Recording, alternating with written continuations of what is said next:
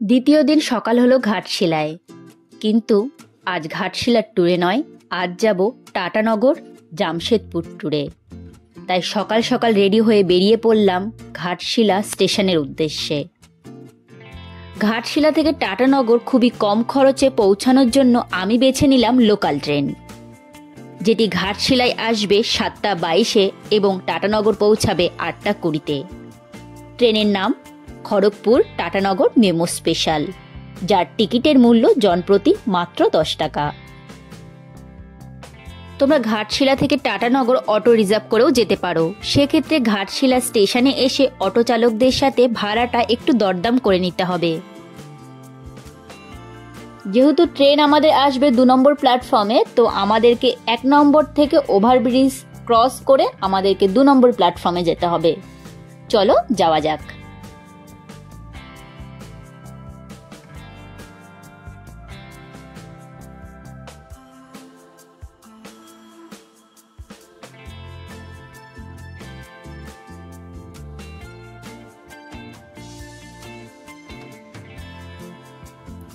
Train একদম সঠিক টাইমে স্টেশনে এসে থামলো। রওনা দিলাম টাটানগরের উদ্দেশ্যে।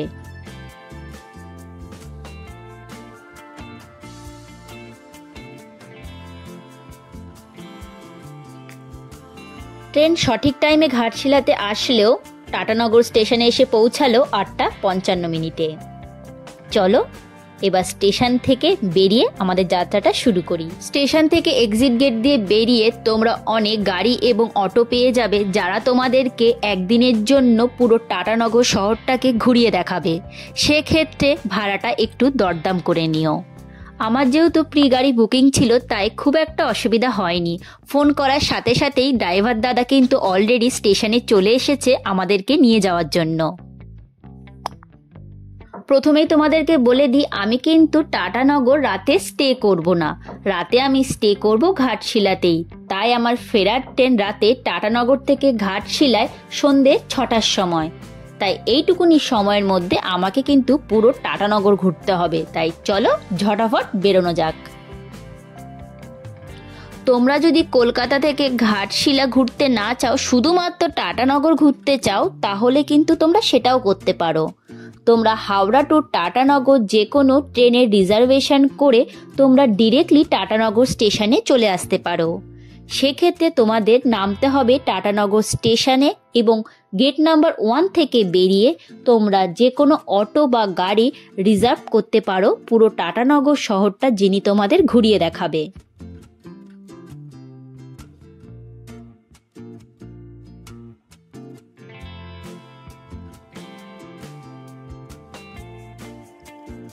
সকালে তাড়াহুড়ো করে বেরোনোর চক করে ব্রেকফাস্টটাই করা হয়নি, তাই দাদাকে বললাম টাটানগরে সব থেকে বেস্ট কোনো জায়গায় খাওয়ার জন্য নিয়ে চলো। তো দাদা বললেন জামশেদপুরে নাকি সব থেকে বেস্ট এবং ফেমাস স্ট্রিট ফুড নাকি বিষ্ণুপুরের খাওগালি। চলো দেখা যাক কি আছে।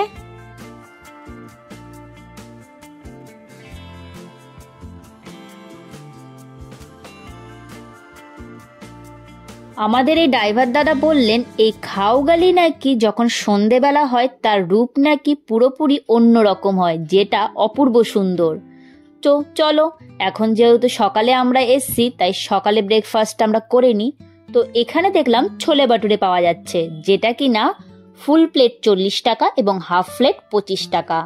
তো তাড়াতাড়ি করে 1 প্লেট আমি ছোলে বাটুরে নিয়ে নিলাম। আমি তো এই প্রথমবার খাওয়াগালিতে এসে ছোলে বাটুরে ট্রাই করলাম, যেটা কিন্তু অসাম ছিল। তোমরা কে কে খাওয়াগালিতে এসে ছোলে বাটুরে ট্রাই করেছো আমাকে কিন্তু অবশ্যই কমেন্টে জানিও। আগে জামশেদপুর একটি ছোট্ট গ্রাম ছিল, যা সাকচি নামে পরিচিত ছিল। একজন মহান শিল্পপতি জামশেদজি টাটা এই ছোট্ট গ্রামটিকে একটি পরিকল্পিত শিল্প নগরীতে পরিণত করেছিলেন এবং শহরের প্রতিষ্ঠাতা জামশেদজি টাটার সম্মানে 1919 সালে এর নাম পরিবর্তন করে জামশেদপুর শহর রাখা হয়। এখন টাটা গ্রুপের বিভিন্ন শাখা যেমন Tata steel, Tata motors, Tata power ইত্যাদি করা হয়েছে এখানে। টাটা গ্রুপের এই তীব্র পরিবর্তনের কারণে শহরটিকে প্রায় স্টিল সিটি টাটানগর বা টাটা বলা হয়। ছোলে বাটুরে খেয়ে এবার বেরিয়ে পড়লাম আমার প্রথম গন্তব্যস্থল, সেটা হচ্ছে সাই টেম্পল সোনাই। চলো যাওয়া যাক। এই সাই টেম্পল খোলা থাকে সকাল 7:15 থেকে দুপুর 12টা পর্যন্ত, আবার মাঝে 1টা থেকে 4টে পর্যন্ত বন্ধ থাকে, আবার ওপেন হয় সন্ধ্যে 6টা থেকে রাত 9:30 পর্যন্ত। সাই বাবা বিশ্বাস করতেন যে সমস্ত ধর্মই সমান এবং প্রত্যেকে একে অপরের প্রতি শ্রদ্ধা ও ভালোবাসা থাকা উচিত। এই মন্দিরে নিয়মিতভাবে ধর্মীয় আচার অনুষ্ঠান ও পূজা অর্চনা করা হয়।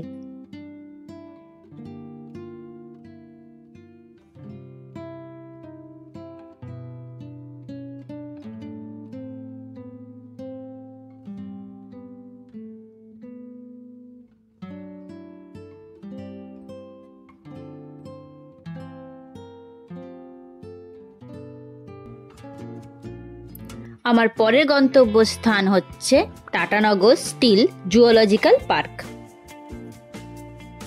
এই টাটানগর স্টিল জুওলজিক্যাল পার্ক শুধু মানডে ক্লোজ থাকে আর প্রত্যেক দিনই খোলা থাকে সকাল 9টা থেকে বিকেল 5টা পর্যন্ত। কিন্তু সব থেকে বেস্ট টাইম হচ্ছে সকাল 10টা থেকে বিকেল 4টে পর্যন্ত। এখানে এন্ট্রি ফি 3 থেকে 12 বছরের মধ্যে যদি হয় তাহলে 30 টাকা, আর 18 বছরের ঊর্ধ্বে হলে এন্ট্রি ফি প্রত্যেকজনের জন্য 50 টাকা করে। আর যদি ভেতরে ফটো বা ভিডিওগ্রাফি করতে চাও সেক্ষেত্রে চার্জেস হচ্ছে 100 টাকা। কিন্তু তোমরা যদি মোবাইল ফোনের মাধ্যমে ফটো বা ভিডিও করতে চাও সেক্ষেত্রে কোনো চার্জেস দিতে হবে না।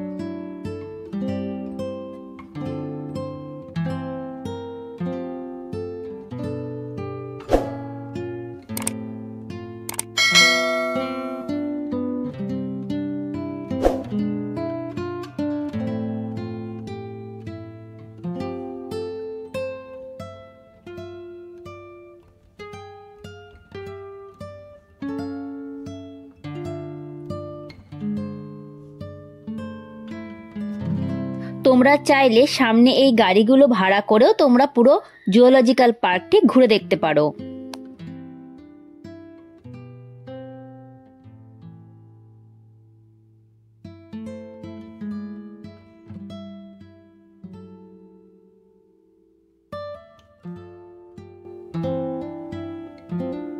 এই পার্কে প্রবেশ করে সবার আগেই যেটি নজর কাড়লো সেটি হচ্ছে এই বড় ফোয়ারাটি।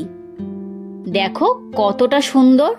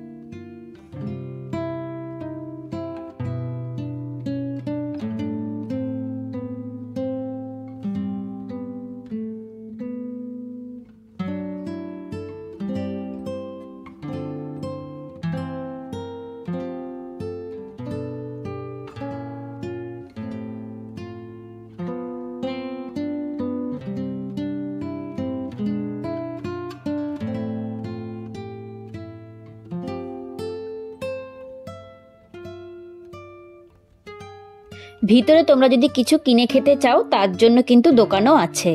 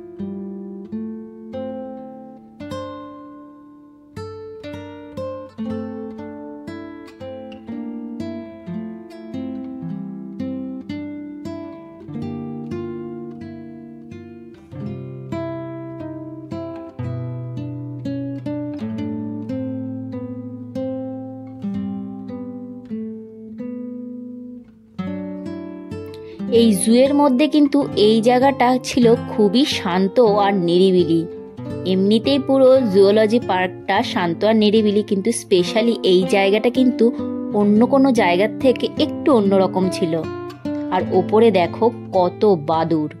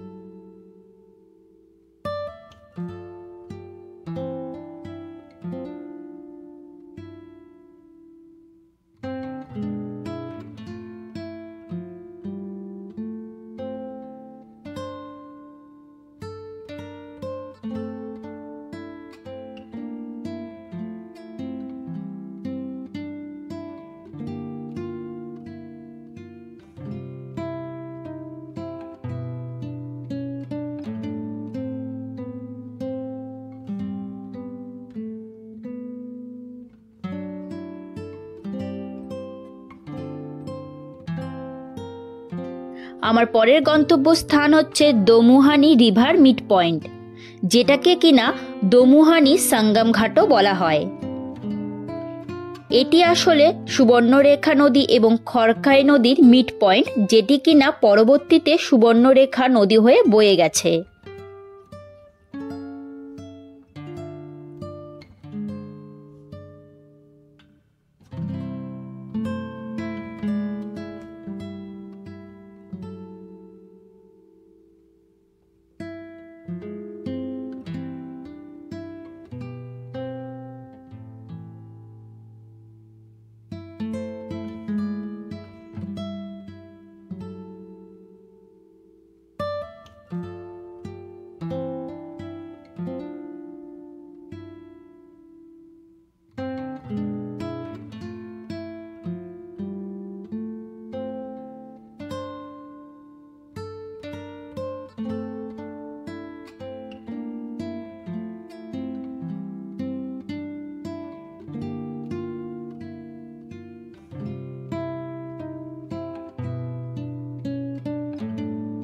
আমার পরবর্তী গন্তব্যস্থল হচ্ছে ডোবো ড্যাম।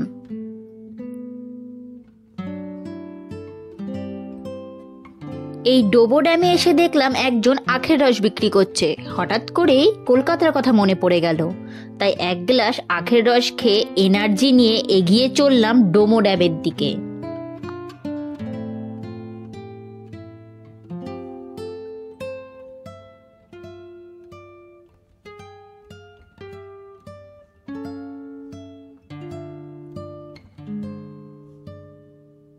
এই ডোবো ড্যামে সারা বছরই অনেকেই পিকনিক করতে আসে। এটি পিকনিক স্পট হিসাবে কিন্তু খুবই বিখ্যাত।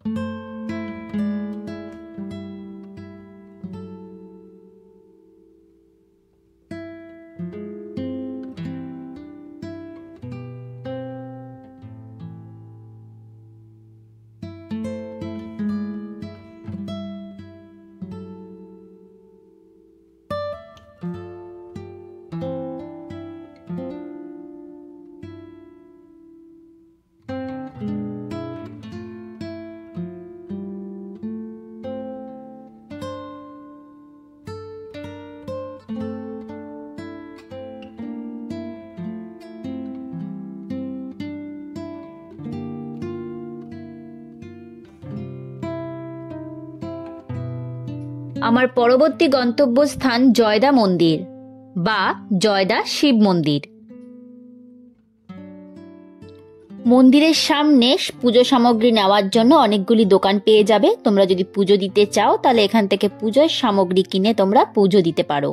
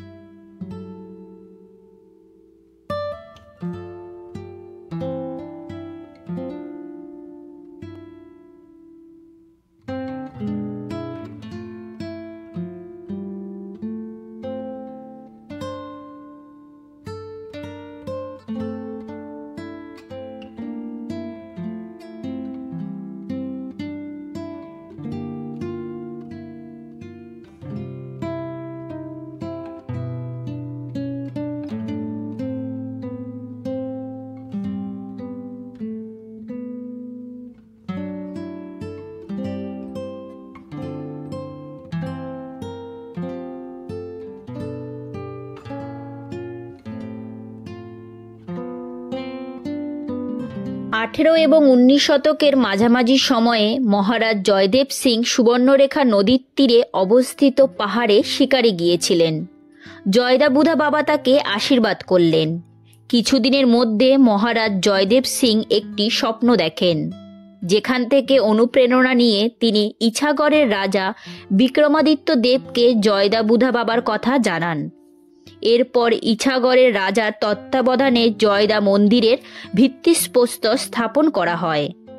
1966 সালে জুনা আখড়ার বাবা ব্রহ্মানন্দ সরস্বতী এই পবিত্র স্থানে এসেছিলেন।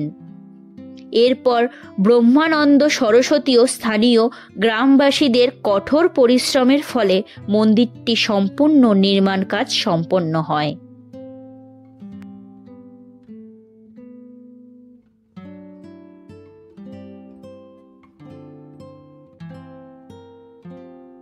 মন্দিরটি রাজ্য জুড়ে খুবই বিখ্যাত। প্রাচীন শিবলিঙ্গ ছাড়াও মা পার্বতী, বজরংবলী এবং নন্দী প্রভৃতি মন্দির রয়েছে এখানে।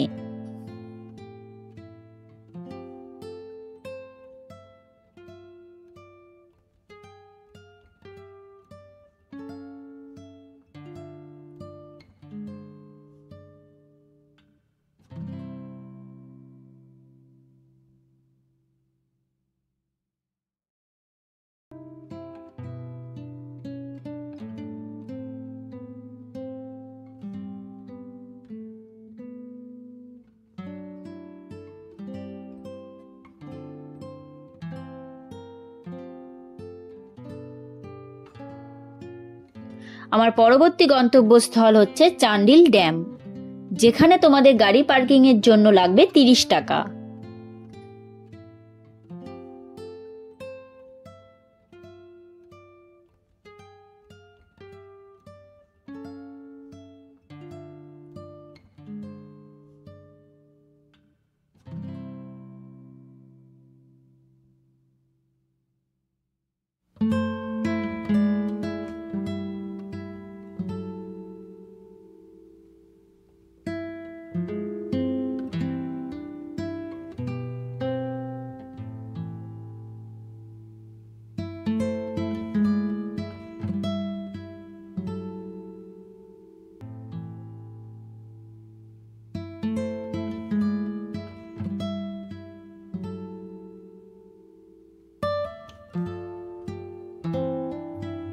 এই চান্ডিল ড্যামের পাশে অনেক খাবারের দোকান রয়েছে।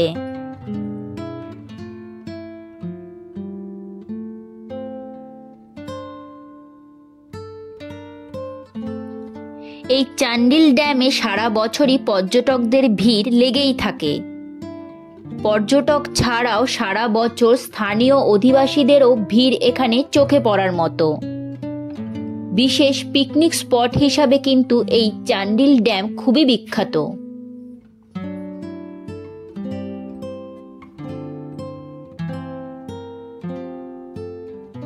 এই চান্ডিল ড্যামে তোমরা বোটিংও করতে পারো, সেক্ষেত্রে পার হেড পড়বে 150 টাকা, আর সময় নেবে 5 থেকে 7 মিনিটের মতো। আমি প্রাইজের লিস্টটা তোমাদেরকে সামনে দেখিয়ে দিচ্ছি, তোমরা ভিডিওটা পজ করে দেখে নিও।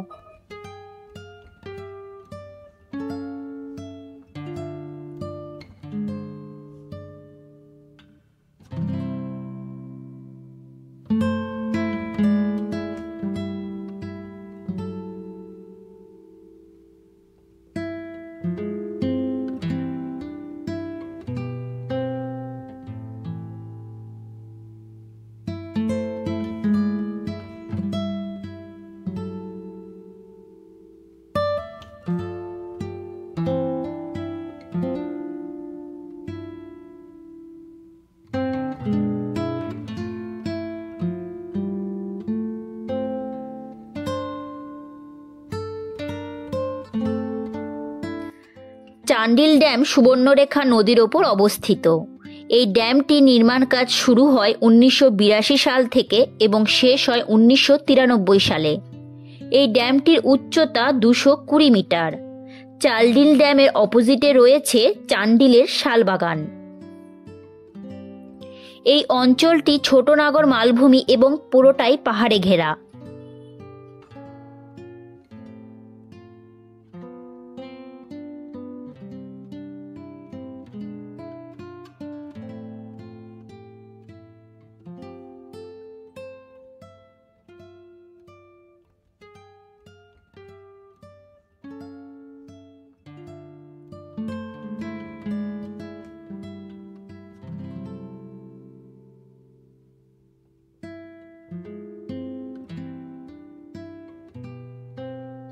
এই বোটিংয়ের সময়টা খুবই অল্প সময়ের জন্য হলেও অভিজ্ঞতা কিন্তু তোমাদের দারুণ হবে।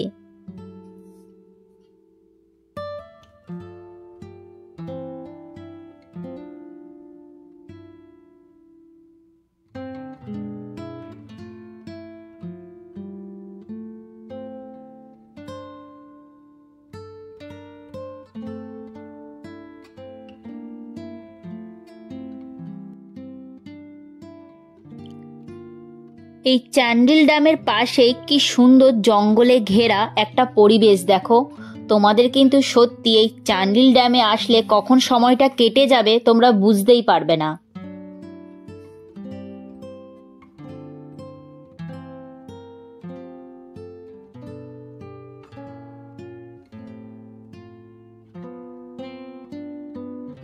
যারা ফটোপ্রেমী আছো তাদের তো এই জায়গাটা ছেড়ে যেতেই ইচ্ছা করবে না, এতটা ভালো লাগবে।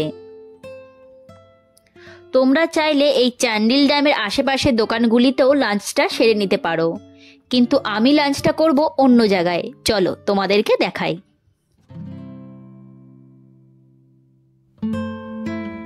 টাটানগরের গিরিধারী ধাবাতে আজ হবে আমার দুপুরের লাঞ্চ। চলো ভেতরে তোমাদেরকে ধাবার পরিবেশটা দেখাই।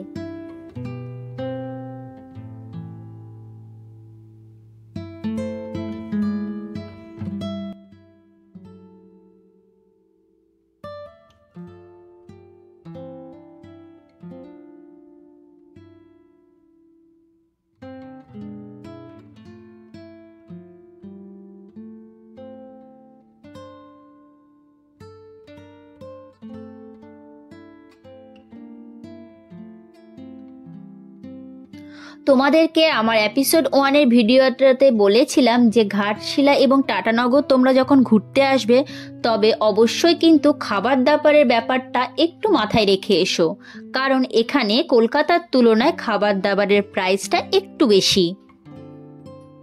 তোমরা টাটানগর ঘুরতে আসলে তোমরা এই ধাবাতে খেতে পারো। খাবার দাবার যথেষ্ট পরিষ্কার এবং পরিচ্ছন্ন এবং খুবই ভালো, এবং প্রাইস একটু বেশি হলেও কিন্তু খুব ভালো। আমার পরের গন্তব্যস্থল ডালমা ওয়াইল্ড লাইফ স্যাঞ্চুরি।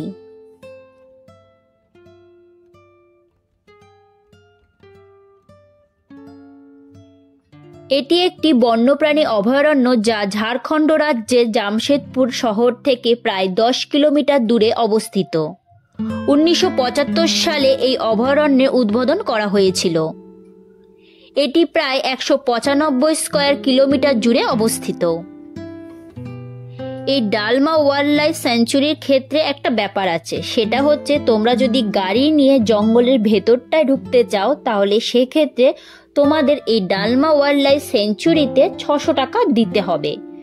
আর তোমরা যদি এর ভেতরে পুরোটাই গাড়ি নিয়ে ঘুরতে চাও তাহলে তোমাদের নিজস্ব ড্রাইভারকে কিন্তু আরও 600 টাকা এক্সট্রা পেমেন্ট করতে হবে। তাহলে তোমাদের শুধুমাত্র এই ভেতরে ঢোকার জন্য 1200 টাকা পেমেন্ট করতে হচ্ছে। তো আমি ভেতরে ঢুকছি না, কারণ আমাদের ড্রাইভার দাদা বলল ভেতরে সেরকম কিছু একটা নেই, শুধুমাত্র দুটো মন্দির আছে ভেতরে আর পাহাড়ি এলাকা। তো এমনিতেই সন্ধে হয়ে যাচ্ছে আর আমাদের ফেরার ট্রেনটা সন্ধে 6টার সময়, তো তার জন্য আমি আর ভেতরে গেলাম না। তো সামনেই আমরা যেটুকুনি দেখতে পেরেছি আমি তোমাদেরকে আমার ভিডিওর মাধ্যমে সেইটুকুনি দেখানোর চেষ্টা করছি। আর এই ভেতরে ঢুকেই সামনেটাই এরকম একটা বড় একটা এলাকা জুড়ে খাঁচার মতো করা আছে, যেখানে কিন্তু অনেকগুলো হরিণ। আমি কিন্তু এত বড় বড় হরিণ আর এতগুলো একসাথে জীবনে প্রথমবার দেখলাম। সত্যি দারুণ লাগছে কিন্তু।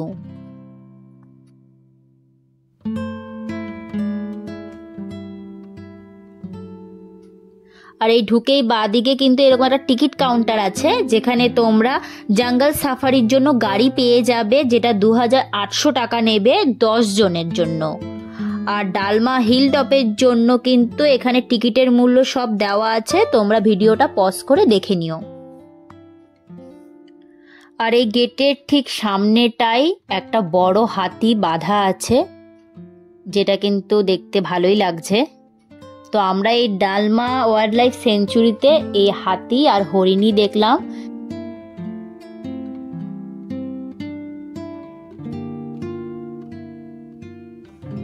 আমার পরবর্তী গন্তব্যস্থান এবং টাটানগর এপিসোড 2 এর সব থেকে লাস্ট যে স্পটটি দেখাবো সেটি হচ্ছে ডিমনা ড্যাম। চলো তাহলে যাওয়া যাক। এই ডিমনা ড্যামে যাওয়ার কিন্তু দুটো রাস্তা রয়েছে, একটা হচ্ছে যে দিকটা দিয়ে আমি যাচ্ছি সেটা, এবং আরেকটা জায়গা আছে যেটা দিয়ে কিন্তু প্রায় 150টা সিঁড়ি বেয়ে তোমাকে ওপরে উঠতে হবে এবং তার পাশে ড্যামটাও আছে। সেটা একটু আরেক রকম সৌন্দর্য আর এটা একটু অন্যরকম সুন্দর। তো আমাদের হাতে সময় কম, আমাদের ট্রেন রয়েছে সন্ধ্যে 6টার সময়, আর ঘড়ির কাঁটায় কিন্তু অলরেডি 5টা বেজে গেছে, তাই আমাদের তাড়াতাড়ি যেতে হবে। তো ড্রাইভার দাদা বলল তোমরা এখান থেকেও দেখতে পারো একই রকম ডিমনা ড্যাম দেখতে। এই ডিমনা ড্যাম খড়খাই নদীর তীরে এবং দলমা পাহাড়ের পাদদেশে অবস্থিত। 1944 সালে টাটানগর এবং আশেপাশের এলাকায় জলের ঘাটতি মোকাবেলার জন্য এই ডিমনা ড্যামটি নির্মাণ করা হয়েছিল।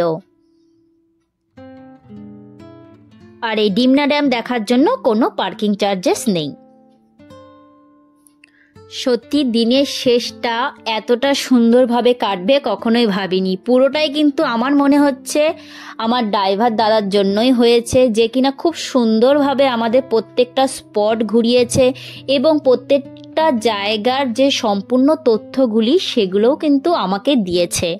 তো তোমরা যদি এই ড্রাইভার দাদাকে বুকিং করতে চাও, ওনাকে তোমরা ফোন করে বুকিং করতে পারো। ওনার ফোন নাম্বার হচ্ছে আমি স্ক্রিনে দিয়ে দেব এবং ওনার নাম হচ্ছে সুবীর কুমার নন্দী। তো তোমরা যদি জামশেদপুর টাটানগর ঘুরতে চাও বা ঘুরতে আসো তাহলে কিন্তু তোমরা এই ড্রাইভার দাদা মানে সুবীর কুমার নন্দী দাদাকে প্রি বুক করতে পারো। তার জন্য তোমাদের আমি ফোন নাম্বার স্ক্রিনে অলরেডি দিয়ে দিয়েছি এবং দাদা আমাদের কাছ থেকে নিয়েছে 2500 টাকা পুরো টাটানগর ট্যুর করানোর জন্য, আর খুব সুন্দরভাবে ট্যুর করিয়েছে। তোমরা যদি দাদাকে বুক করতে চাও তাহলে অবশ্যই তোমরা যখনই আসবে তার কিছুদিন আগে দাদাকে ফোন করে তোমরা বুক করে নেবে। আমরা এই গাড়িটা করেই পুরো টাটানগর ট্যুর করেছি। তো ঘড়ি কাটায় বাজে এখন 5টা 15। তো ডে 2 এপিসোড 2 আমি টাটানগর ডিমনা লেক দেখেই শেষ করলাম। আমার এই ভিডিওর মাধ্যমে তোমাদের পুরো টাটানগর সিটিটা ঘুরিয়ে দেখানোর চেষ্টা করলাম। তোমাদের কেমন লেগেছে আমাকে অবশ্যই কমেন্টে জানিও। তোমরা টাটানগরে কোন কোন জায়গা দেখবে এবং কোথায় কত এন্ট্রি ফি, কোথায় তোমরা খাওয়া দাওয়া করতে পারো সবটাই দেখালাম। শুধুমাত্র হোটেলটা দেখাতে পারিনি কারণ আমি এখানে স্টে করিনি। যদি কখনো স্টে করি আমার ভিডিওর মাধ্যমে, আমার চ্যানেলের মাধ্যমে তোমাদেরকে অবশ্যই দেখানোর চেষ্টা করব। এবার ঘাটশিলা ফেরার পালা। অলরেডি আমি স্টেশনে চলে এসেছি। এখন ঘড়ি কাটায় বাজে সন্ধ্যে 6টা আর আমার গাড়ি অলরেডি স্টেশনে দিয়ে দিয়েছে, যেটা কিনা টাটানগর খড়গপুর প্যাসেঞ্জার স্পেশাল, গাড়ির নাম্বার 08072। আমি ঘাটশিলা থেকে টাটানগর যখন এসেছিলাম তখনও আমি লোকাল ট্রেন টিকিট কেটেই এসেছিলাম এবং যখন আমি ফিরছি তখনও কিন্তু আমি লোকাল ট্রেনের টিকিট কেটেই ফিরছি। তো টিকিটের প্রাইস একই রকম 10 টাকা।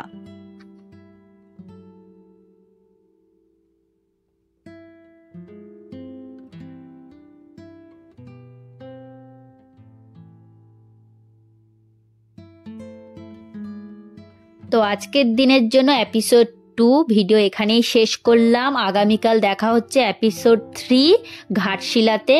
তো ঘাটশিলায় কি কি জায়গা এখনও দেখানো বাকি রয়েছে এবং কোথায় কোথায় তোমরা যেতে পারো, তো সেই ভিডিওগুলি থাকবে এপিসোড 3-তে।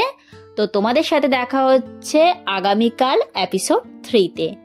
তাহলে আজকের দিনের জন্য টাটা।